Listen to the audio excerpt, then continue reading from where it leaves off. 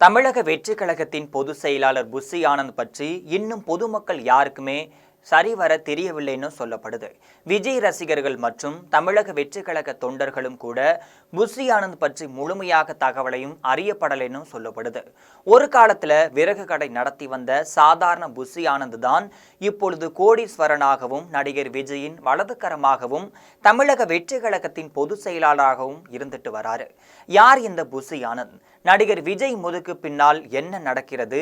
Pussy Anand நல்லவரா கெட்டவரா என்பது பற்றி முழு நீள கதையாக விளக்கி சொல்கிறது உங்கள் ஜெம் தொலைக்காட்சி.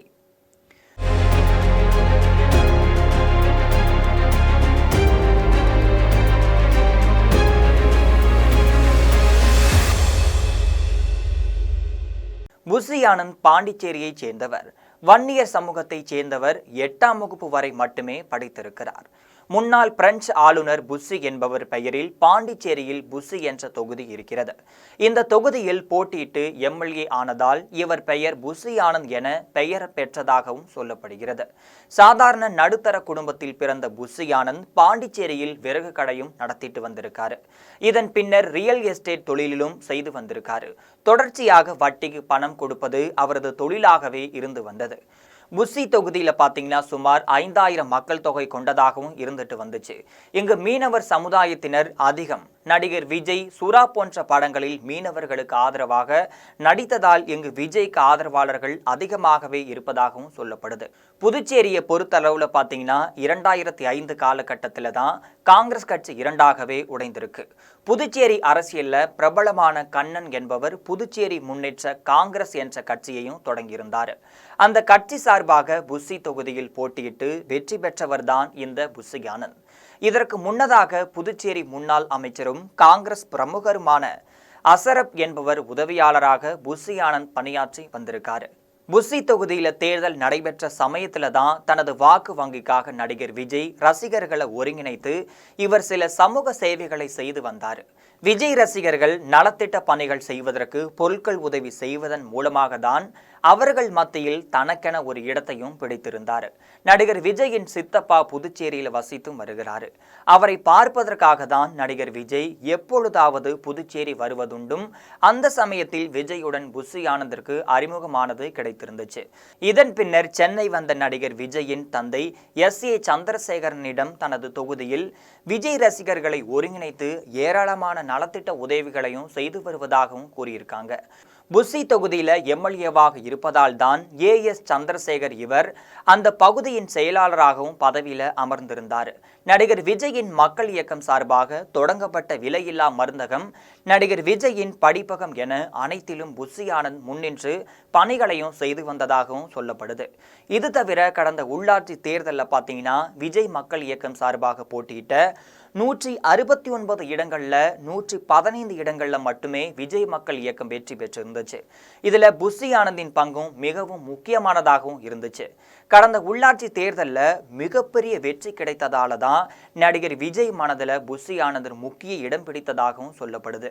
இது மட்டுமல்லாம புஸ்ஸி ஆனந்தின் உறவினரான ஒருவர் புதுச்சேரியில உயர்காவல் அதிகாரியாகவும் பணியாற்றி வந்திருக்காரு. அவர் மூலமாக தான் புதுச்சேரி முதல்வர் ரங்கசாமியுடன் புஸ்ஸி ஆனந்த் நல்ல நட்பில் இருந்ததாகவும் சொல்லப்படுது. நடிகர் விஜயை அழைத்து வந்த புதுச்சேரி முதல்வர் ரங்கசாமியை பல முறை சந்திக்கும் வாய்ப்பு ஏற்படுத்தி கொடுத்திருக்காரு. ஏற்கனவே நடிகர் விஜயின் பொதுஜன தொடர்பாளராக இருந்த பிடி செல்வகுமார் நீக்கப்பட்ட நிலையில தான் புஸ்ஸி ஆனந்த் அவர்களும் அந்த இடத்தையும் பிடிச்சதாகவும் சொல்லப்படுது. S.A. சந்திரசேகருக்கும் நடிகர் விஜய்க்கும் மோதல் ஏற்பட்ட சமயத்துல தான் தூதுவராக செயல்பட்ட புஸ்ஸி ஆனந்த் பின்னாள்களில் விஜய்க்கு ஆதரவாகவும் மாறியிருக்காரு. இதனால A.S. சந்திரசேகரின் கோபத்திற்கு ஆளான புஸ்ஸி ஆனந்த் விஜய்க்கு ஆலோசனைகளையும் சொல்லையும் ஆரம்பித்திருக்காரு.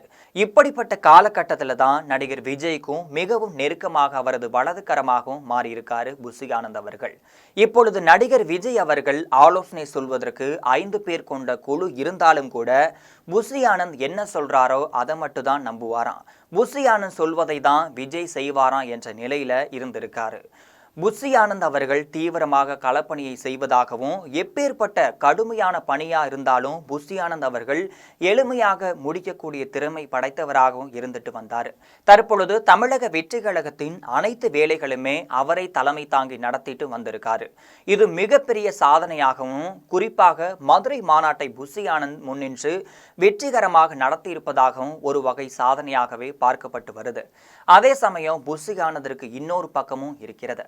தன்னை தவிர வேறு யாரையுமே விஜய் பக்கத்துல நெருங்க விட மாட்டார்னு, தனது கைபேசியில வேண்டியவர்களை தவிர வேறு யாரையும் தொடர்பு கொண்டு பேச மாட்டார்னு தெரிய வருகிறது. விஜய் அவர்கள் தருகின்ற வேலை அரைகுறையாக செய்தாலும் அதனை முழுமையாக வெற்றி காரணமாக செய்துவிட்டதாக பேசி சமாளித்து விடுவதில் திறமை கொண்டவராக இருந்து வராரு.